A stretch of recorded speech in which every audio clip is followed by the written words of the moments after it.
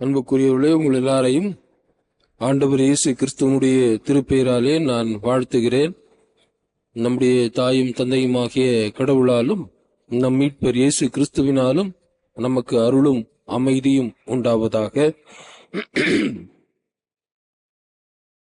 ஒவ்வொரு நாளும் நாம் ஜபத்தோடு உபவாசத்தோடு என்ன நோக்கத்தோடு இந்த காலை தியான வழிபாட்டிலே நாம் பங்கு பெறுகிறோமோ அதனை ஆண்டவர் நமக்கு ஆசீர்வதித்து தருவாராக.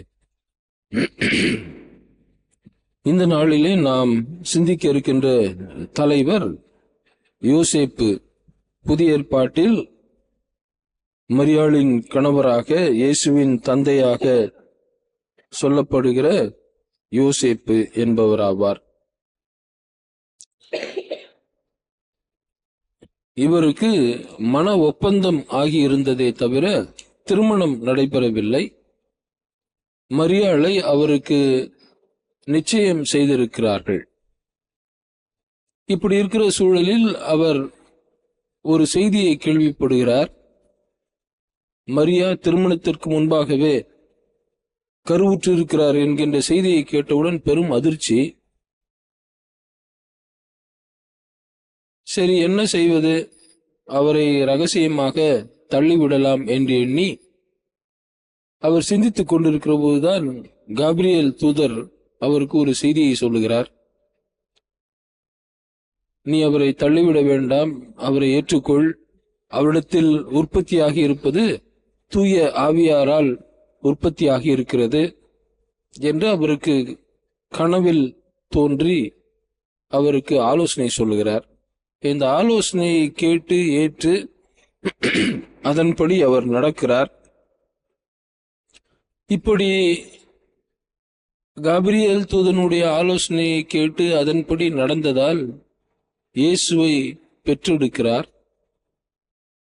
திருக்குடும்பத்தில், இறை குடும்பத்தின் ஒரு அங்கத்தினராக அவர் இணைந்து விட்டார். ஒருவேளை யோசேப்பு முன்னால் நினைத்தது போல் தன் மனைவியை தனக்கு நிச்சயமாகி இருந்த மரியாளை அவர் தள்ளி வைத்திருப்பாரே, ஆனால் இறைமகன் இயேசுவின் குடும்பத்தில் அவர் ஒரு அங்கமாக இணைந்திருக்க முடியாது. ஆனால் இப்போது யோசேப்பு யார் என்று சொன்னால் உடனே எல்லாரும் சொல்லுவார்கள், இயேசுவின் தந்தை.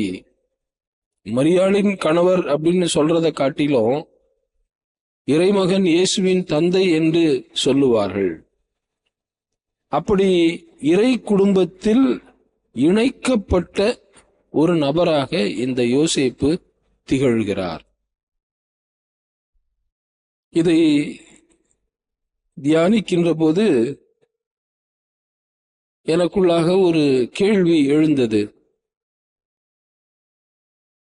இறை குடும்பத்தில் நானும் இணைய வேண்டுமே, அந்த திரு குடும்பத்தில் நான் இணைவதற்கு என்ன செய்ய வேண்டும் என்கின்ற ஒரு கேள்வி எழுந்தது. அந்த கேள்வியின் அடிப்படையில் 3 குறிப்புகளை பதிலாக நான் குறித்து வைத்திருக்கிறேன்.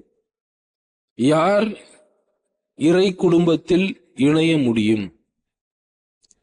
முதலாவது குறிப்பு யோசேப்பை குறித்து இங்கே பதிவு செய்யப்பட்டிருக்கிறது.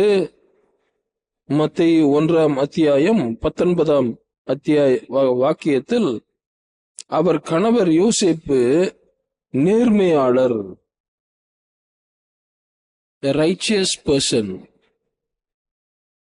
எப்படி அவருடைய நேர்மையை பற்றி நாம் எப்படி தெரிந்து கொள்வது? வேறு எதுவும் அவ்வளவாக யோசேப்பை பற்றிய தகவல்கள் இல்லை. அதற்கு அடுத்த வரி இப்படி இருக்கிறது, அவர் மரியாவை இகழ்ச்சிக்குள்ளாக்க விரும்பாமல் மறைவாக விலக்கிவிட திட்டம் இட்டார். அப்படியானால் நேர்மையாளர் என்றால் யார்? அவர் பிறரை எந்த சூழலானாலும் அவமானப்படுத்த மாட்டார், இகழ்ச்சிக்குள்ளாக தள்ள மாட்டார். இதே நான் நேர்மையாளன், என் மேல தப்பு இல்லை, எனக்கு எதிர்த்தாற்போல் இருக்கிறவர் மீது தவறு இருக்கிறது என்பதை நான் கண்டுபிடித்து விட்டேனே ஆகில் அப்பளம் நொறுக்கிற மாதிரி அவங்கள என்ன பண்ணுவோம், அப்படியே நொறுக்கிடுவோம். சார் என் மேல தப்பு இல்லை சார், அவன் மேல தப்பு, அவனுக்கு பாருங்க அப்படின்னு நாம சொல்லுவோம். ஆனால் இந்த யோசேப்பு மரியா கருவுற்று இருக்கிறார், அவர் எப்படி கருவுற்றார் என்பது எல்லாம் இவருக்கு தெரியாது. ஆனாலும் பிறரை இகழ்ச்சிக்குள்ளாக்க கூடாது, அது எந்த சூழல் ஆனாலும் பரவாயில்ல, பிறரை ஒருபோதும் அவமானப்படுத்த கூடாது. ஏன் அப்படி நினைச்சாரு? ஏனென்றால் அந்த காலகட்டத்தில் திருமணம் நடைபெறுவதற்கு முன்பாகவே ஒருவர் கருவுற்று இருந்தால் அவரை சங்கத்திற்கு அழைத்து கொண்டு வருவார்கள், அங்கே முடிவு செய்வார்கள். பின்பு அவரை ஊருக்கு வெளியே கொண்டு போய் கல்லறிந்து கொல்லுவார்கள். இகழ்ச்சி, அவமானம், அது மட்டுமில்ல, வாழ்வு பறிபோய்விடும். ஆகையால் யோசேப்பு ஒருவர் தன் வாழ்வை இழக்கக்கூடாது, ஒருவரை அவமானப்படுத்தக்கூடாது.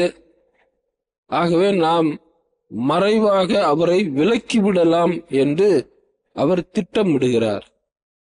ஒரு நேர்மையாளர், குற்றம் புரியாதவர், நேர்மையாளர் பிறரை இகழ்ச்சிக்குள்ளாக மாட்டார். எந்த சூழலானாலும் பிறருடைய வாழ்வை பறிக்கவோ, பிறரை அவமானப்படுத்தவோ, பிறரை இகழ்ச்சிக்குள்ளாகவோ தள்ள மாட்டார். இவர்கள்தான், இப்படிப்பட்ட நேர்மையாளர்கள்தான் இறை குடும்பத்தோடு இணைவார்கள். இரண்டாவதாக, இறை திருவுளத்தை நிறைவேற்றுபவர். எப்படி? இந்த 19ஆம் வாக்கியத்தில் மறைவாக தள்ளிவிடலாம் என்று நினைக்கிறார். படுத்து உறங்குகிறார். உறங்குகிற போது கபிரியேல் தூதன் அவரை பார்த்து சொல்லுகிறார், யோசேப்பே, தாவீதின் மகனே, உன் மனைவி மரியாவை ஏற்றுக்கொள்ள அஞ்ச வேண்டாம். ஏனெனில் அவர் கருவுற்றிருப்பது தூய ஆவியாரால் தான். அவர் ஒரு மகனை பெற்றெடுப்பார், அவருக்கு இயேசு என பெயரிடுவீர். ஏனெனில் அவர் தம் மக்களை அவருடைய பாவங்களிலிருந்து மீட்பார் என்றார். 24வது வாக்கியம். யோசேப்பு தூக்கத்திலிருந்து விழித்தெழுந்து ஆண்டவரின் தூதர் தமக்கு பணித்தவாறே தம் மனைவியை ஏற்றுக்கொண்டார். 19ஆம் வாக்கியத்தில் மறைவாக விலக்கிவிட திட்டமிட்டார். 24ஆம் வாக்கியத்தில் தூதர் தமக்கு பணித்தவாறே தம் மனைவியை ஏற்றுக்கொண்டார். கடவுளுடைய திட்டம் நிறைவேற வேண்டும். அதற்காக என் திட்டத்தை நான் கைவிடுகிறேன். யார் இறை குடும்பத்தில் இணைய முடியும்? எவர் ஒருவர் தன் திட்டத்தை எல்லாம் கைவிட்டு இறை திட்டத்தை நிறைவேற்ற முன் வருகிறாரோ அவரே இறை குடும்பத்தில் இணைய முடியும்.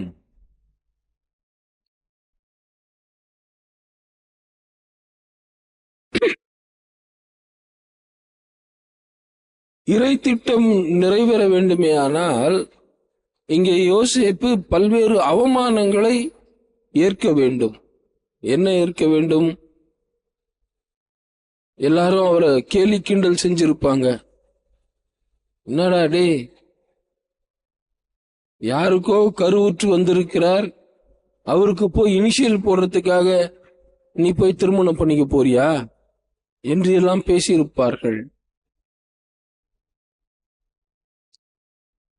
நீ ஏன் இந்த காரியத்தை செய்கிறாய்?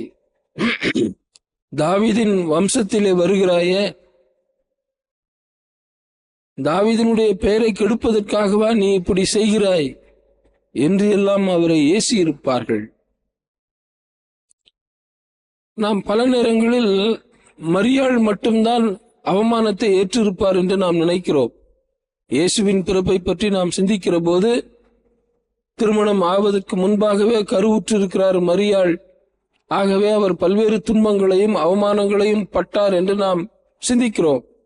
அதே நேரத்தில் மரியாவை ஏற்றுக்கொள்ளக்கூடிய மனப்பக்குவத்திற்கு வந்த பிற்பாடு, இறை திட்டத்தை நிறைவேற்ற வேண்டும் என்று தன் திட்டத்தை எல்லாம் கைவிட்டு விட்ட பிற்பாடு, இந்த யோசேப்பு எவ்வளவு அவமானங்களை அவர் சந்தித்திருப்பார், எவ்வளவு நிந்தைக்குள்ளாகி இருப்பார். அவருடைய சொந்த ஊருக்கு வருகிற போது எல்லாம் அவரை பற்றி மக்கள் என்ன பேசி இருப்பார்கள். அனைத்தையும் அவர் சுமந்து கொண்டார். இயேசு சொன்னாரே, என்னை ஒருவர் பின்பற்ற விரும்பினால் அவர் தன்னைத்தான் வெறுத்து தன் சிலுவையை சுமந்து கொண்டு அனுதினமும் என்னை பின்பற்ற வேண்டும் என்று சொல்லி, இயேசு பிறப்பதற்கு முன்பாகவே இயேசுவுக்காக சிலுவையை சுமக்க ஆரம்பித்து விட்டார் இந்த யோசேப்பு. அதுதான் அவருடைய சிறப்பு. ஆகையால் தான் அவர் இறை திருக்குடும்பத்தில் இணைக்கப்பட்டு விட்டார். மரியாளின் கணவர் யோசேப்பு என்று சொல்வதை காட்டிலும் இயேசுவின் தந்தை யோசேப்பு என்கின்ற மிகப்பெரிய பெயரை அவர் பெற்றுக்கொண்டார். இறை திட்டம் நிறைவேற அவமானங்கள் ஏற்றுக்கொள்ள யார் தன்னை அர்ப்பணிக்கிறார்களோ அவர்கள் இறை குடும்பத்திலே இணைக்கப்படுவார்கள். ஆதியாகமத்தில் வர முதல் பக்தர் எனக்கு நினைவுக்கு வருகிறார். இறை திட்டம் நிறைவேற வேண்டும், அதற்காக நான் என்னை அர்ப்பணிக்கிறேன். யாரு? நோவா இல்லையா? நோவா காலத்துல 40 நாள் மழை வரப்போது, எல்லாரும் வாங்க எனக்கு கொஞ்சம் உதவி செய்யுங்க, கடவுள் பெரிய கப்பலை செய்ய சொல்லியிருக்காரு, நான் ஒருத்தர் மட்டும் போய் எப்படி செய்யறது, எனக்கு கொஞ்சம் மரம் வெட்டி கொடுங்க அப்படின்லாம் அவர் கண்டிப்பா கேட்டிருப்பாரு. மக்கள் என்ன சொல்லியிருப்பாங்கன்னு நினைக்கிறீங்க? போடா போடா பைத்தியக்காரா, 40 நாள் மழை வரப்போதான், மேலையும் கீழையும் தண்ணி வரப்போதான், இவர் தான் அப்படியே உலகத்தையே காப்பாற்ற போறாராம், கடவுள் இவர்கிட்ட சொன்னாரா, டேய் இப்ப வேலையை பாரு போடா அப்படின்னு சொல்லியிருப்பாங்க. அவ்வளவு அவமானம். நான் நினைக்கிறேன் அவர்கள் பிள்ளைகள் கூட அவருக்கு ஒத்துழைத்திருக்க மாட்டார்கள். அப்படி ஒத்துழைத்திருந்தா சேம் காம் யாபேத்து நோவாவுக்கு உதவி செய்தார்கள் அப்படின்னு வந்திருக்கும் திருமறையில. வரல. அப்படின்னா அவர் தந்தை தனியாகவே போய் அவ்வளவு பாடுபட்டு கஷ்டப்பட்டு நிந்தைகள் அவமானங்கள் எல்லாம் அடைந்துதான் அந்த கப்பலை உருவாக்குகிறார். அவங்க பிள்ளைங்க கூட வந்தாங்க. ஏன்னா மழையை பார்த்து 2-3 நாள் கண்டினியூஸா மழை வந்த உடனே சரி நம்ம அப்பா பேச்சு கேட்கலான்னு உள்ள வந்திருப்பாங்க, அவ்வளவுதான். மற்றபடி வேறு ஒன்றும் இல்லை. அப்படியானால் கடவுளுக்காக கடவுளின் திட்டத்தை நிறைவேற்றுவதில் இருக்கின்ற பாடுகள் அவமானங்கள் அதையெல்லாம் ஏற்றுக்கொள்ள யார் முன் வருகிறாரோ அவர்கள் இறை திருக்குடும்பத்தில் இணைக்கப்படுவார்கள். அப்படி இணைந்தவர் தான் இந்த யோசேப்பு.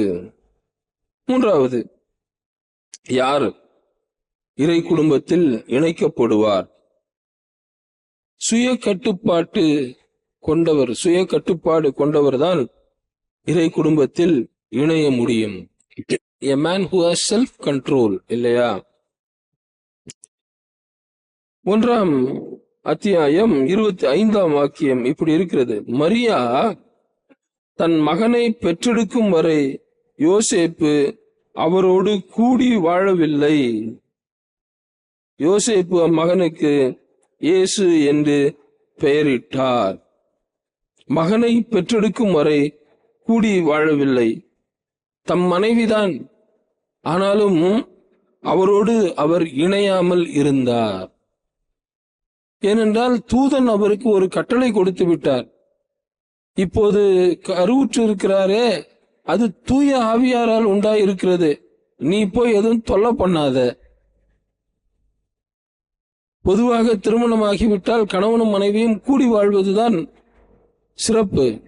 ஆனால் இவர் மரியா இயேசுவை பெற்றெடுக்கும் வரை அவரோடு கூடி வாழாமல் இருக்கிறார். என்ன ஒரு செல்ஃப் கண்ட்ரோல் இருந்திருந்தால் திருமுறையில் அவரை பற்றி இப்படி பதிவு செய்திருப்பார்கள். இதுக்கப்புறம் கூட சில வரலாற்று ஆசிரியர்கள் சொல்லுகிறார்கள், வரலாற்று இறையியலாளர்கள் இல்லையா, ஹிஸ்டாரிக்கல் தியாலஜியன்ஸ், யோசேப்பை பற்றி அவ்வளவாக நமக்கு தகவல்கள் இல்லை. மரியாளை பற்றியாவது ஆங்காங்கு நமக்கு தகவல்கள் இருக்கிறது. ஆனால் யோசேப்பை பற்றி அவ்வளவாக இல்லை. இங்கே இருக்கும், அதற்கு பிற்பாடு அவர் குடிமதிப்பு எழுத வருகிறார் என்று இருக்கும், அதற்கு பிற்பாடு 12 வயதில் இயேசு கிறிஸ்துவை ஆலயத்துக்கு கொண்டு வந்தார்கள், அவ்வளவுதான் இருக்கும். அதுக்கப்புறம் யோசேப்பை பற்றி நாம் எங்கும் பார்க்க முடியாது. அப்போ வரலாற்று ஆசிரியர்கள் என்ன சொல்ல வருகிறார்கள்? ஒருவேளை யோசேப்பு இறந்திருக்க கூடும். ஆகையினால்தான் அவரை பற்றிய தகவல்கள் நமக்கு எங்குமே கிடைக்கவில்லை. உடனே நமக்கு ஒரு கேள்வி வரும், இல்லையே இயேசுவின் சகோதரர்கள் பற்றி எல்லாம் இருக்கிறதே, அவருடைய சகோதரர்கள் கூட இங்க இருக்கிறார்களே அப்படின்னு சொல்லி இருக்கே. அப்போ வரலாற்று ஆசிரியர்கள் என்ன சொல்லுகிறார்கள்? அது இயேசுவினுடைய உடன் பிறந்த சகோதரர்கள் அல்ல, சிற்றப்பன் பெரியப்பன் பிள்ளைகள், அவர்கள்தான் இயேசுவினுடைய சகோதரர்களாக இருந்திருப்பார்கள். யோசேப்பு மரியாளோடு கூடி வாழவே இல்லை. அவ்வளவு தூயவராக வாழ்ந்து அவர் விரைவாகவே இறந்து போயிருக்கலாம். ஆகவேதான் அவரை பற்றிய தகவல்கள் அதிகமாக கிடைக்கவில்லை. அப்படி சுய கட்டுப்பாட்டுடன் அவர் இருந்திருப்பார் என்று சொல்லுகிறார்கள். எந்த ஒரு மனிதர் தன் உடலையும் உள்ளத்தையும் கட்டுக்குள் வைத்திருக்கிறாரோ அவரே இறை குடும்பத்தில் இணைய முடியும்.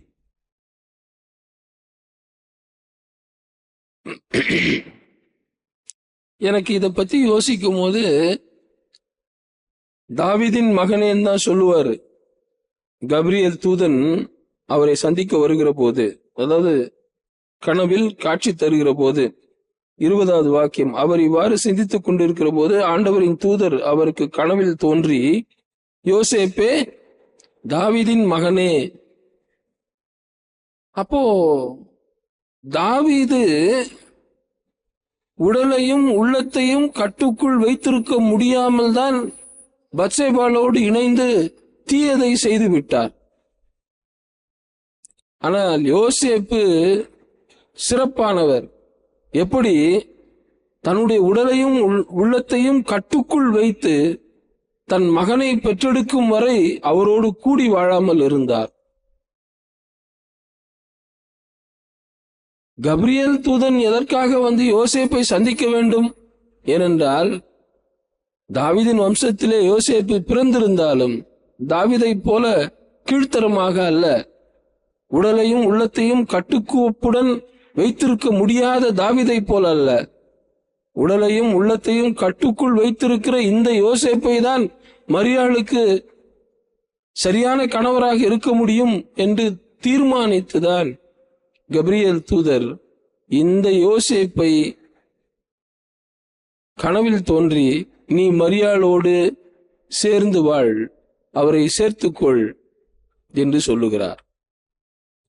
தாவீது கட்டுப்பாடற்ற ஒரு மனிதனாக பத்சேபாளோடு இணைகிறார். இங்கே யோசேப்பு கட்டுப்பாட்டுடன் தன் மனைவியை சேர்த்து கொண்டு வாழுகிறார். யோசேப்பு எவ்வளவு சிறப்பானவர்! ஆகவேதான் அவர் இறை குடும்பத்தில் இணைக்கப்பட்டிருக்கிறார். இயேசுவை பற்றி நாம் பார்க்கிற போது அவர் நேர்மையாளர் என தீர்ப்பிடப்படுகிறார். பிலாத்துவானாலும் சரி, ஏரோதானாலும் சரி, அவர் அனைவராலும் நேர்மையாளர் என போற்றப்பட்டவர். சிலுவை காட்சி, சிலுவையில் அடிக்கப்பட்டிருக்கிறார்கள், பூமி அதிர்கிறது, இருள் சூழ்கிறது. அப்போது அந்த சிலுவையின் அடிவாரத்தில் இருந்த ஒரு போர் சேவகன், நூற்றுக்கு அதிபதி, அவர் சொல்லுகிறார், இவர் நேர்மையாளர், இவர் உண்மையிலேயே இறை மகன் என்று சொல்லுகிறார். பிறரை ஒருபோதும் இகழ்ச்சிக்குள்ளாக்க மாட்டார். இயேசு கையுமையுமாக பிடிப்பட்ட அந்த பாலியல் தொழிலாளியை கூட இகழ்ச்சிக்குள்ளாக்க தள்ளாமல், அவருடைய வாழ்வை பறிக்காமல், அவருக்கும் வாழ்வு தந்து, வாழ வாய்ப்பு தந்து அவர் சொல்லுகிறார், இயேசு நானும் உன்னை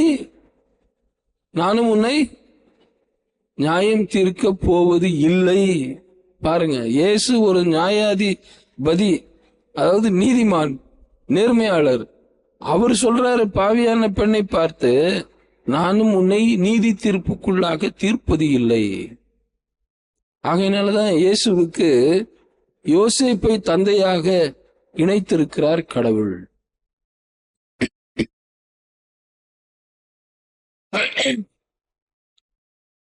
இறைவனுடைய திருவுளத்தை நிறைவேற்றுவதிலேயே இயேசு குறியாக இருந்தார். சிலுவைதான் அதனுடைய உச்சக்கட்ட சோதனை. சிலுவை அவருக்கு முன்பாக வருகிறது. அப்பவும் சொல்றாரு, இந்த பாத்திரம் என்னை விட்டு நீங்க கூடுமானால் நீங்கட்டும் என்று கேட்கிறார். ஆனால் அந்த ஜெபத்தின் நிறைவில், இருப்பினும் என் சித்தப்படி அல்ல, உமது சித்தத்தின்படி எனக்கு ஆக கடவது என்று சொல்லுகிறார். இறை திருவுளத்தை நிறைவேற்றுவதுதான் என் விருப்பம். அது சோதனை மலையானாலும் சரி, அது சிலுவை மரமானாலும் சரி, நான் இறைவனுடைய திருவுளத்தை நிறைவேற்றுவேன். இயேசு அதனை மிக அழகாக செய்து வெற்றி காண்கிறார்.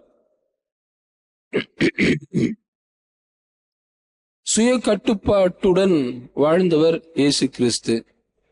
சோதனை மலையிலையும் அவருக்கு ஒரு சோதனை வருது, உடல் ரீதியான ஒரு சோதனை. நீ ரொம்ப பசியா இருப்ப, 40 நாட்கள் உண்ணாமல் குடியாமல் இருக்கிறாய், இந்த கல்லுகளை அப்பமாக்கி சாப்பிடு. நோ சொல்லிட்டார் இயேசு. உள்ளத்திற்கு ஒரு சோதனை வருது. அப்படியே உப்பரிகை மேல கூட்டின்னு போய், இதெல்லாத்தையும் நான் உனக்கு தரேன், நீ என்னை பணிந்து கொள் என்று சொல்லுகிறான் அலகை. அப்போது இயேசு சொல்லுகிறார், அவன் கடவுளை தவிர வேறு எவரையும் சேவிக்கவும் நமஸ்கரிக்கவும் வேண்டாம் என்று திருமறையில் எழுதியிருக்கிறதே. உடலிலும் உள்ளத்திலும் மிகுந்த கட்டுக்கோப்புடன் வாழ்ந்து வந்தவர் இயேசு கிறிஸ்து. சிலுவையிலும் அங்கிருக்கிற கள்வன் சொல்லுகிறார், நீர் இறைமகனானால் உன்னையும் என்னையும் காப்பாற்றிக்கொள். அப்போதும் அவர் மிகுந்த சுய கட்டுப்பாட்டுடன் தனக்கு இருந்த அதிகாரத்தை எல்லாம் இத்தகைய செயலால் நான் வெளிப்படுத்துவேன் என்று சிலுவையை விட்டு வெளியே வராமல், மீட்படைய மக்கள் எல்லாரும் மீட்படைய வேண்டும் என்பதுதான் இறைவனுடைய திருவுளம், அதை நான் நிறைவேற்ற வேண்டும். ஆகையால் என்னுடைய உடலையும் உள்ளத்தையும் நான் கட்டுப்படுத்திக் கொள்ளுவேன் என்று சொல்லி சிலுவையில் கட்டுக்கோப்புடன் அவர் இருந்தார். இத்தகைய சிறப்பு வாய்ந்த யோசேப்பு, இயேசு கிறிஸ்து இறை குடும்பத்தில் இணைக்கப்பட்டார்கள். நாம் இணைக்கப்பட்டு இருக்கிறோமா அப்படின்னு ஒரு கேள்வி எழுப்பி பார்க்கணும். இந்த தவ காலத்துல நாம் ஏற்கனவே இறை திருக்குடும்பத்தில் இணைக்கப்பட்டு இருக்கிறோம். ஆமா தானே? ஆமாவா இல்லையா? ஆமா. எப்படி? நம்முடைய நம்பிக்கையினால் நாம் இறை குடும்பத்திலே இணைக்கப்பட்டு இருக்கிறோம். இறை குடும்பத்தில் இணைக்கப்பட்டிருக்கிறோம் என்றால் இந்த பண்பு நலன்களை நாம் நமதாக்கிக் கொள்ள வேண்டும். நாம் நேர்மையாளராக, இறைவனுடைய திருவுளத்தை நிறைவேற்றுபவராக, சுய கட்டுப்பாட்டுடன் உடலையும் உள்ளத்தையும் கட்டுக்குள் வைத்திருப்பவராக நாம் வாழ்வோமேயானால் நாம் இறை குடும்பத்தில் தொடர்ந்து இணைந்திருக்கலாம். இந்த தவக்காலம் அதற்கான காலம். நேர்மையாக வாழ பயிற்சி எடுக்க வேண்டிய காலம். இறை திருவுளத்தை நிறைவேற்ற முனைப்புடன் செயல்பட வேண்டிய காலம். நம்முடைய உடலையும் உள்ளத்தையும் நம் கட்டுக்குள் வைத்திருக்க பயிற்சி செய்ய வேண்டிய காலம்.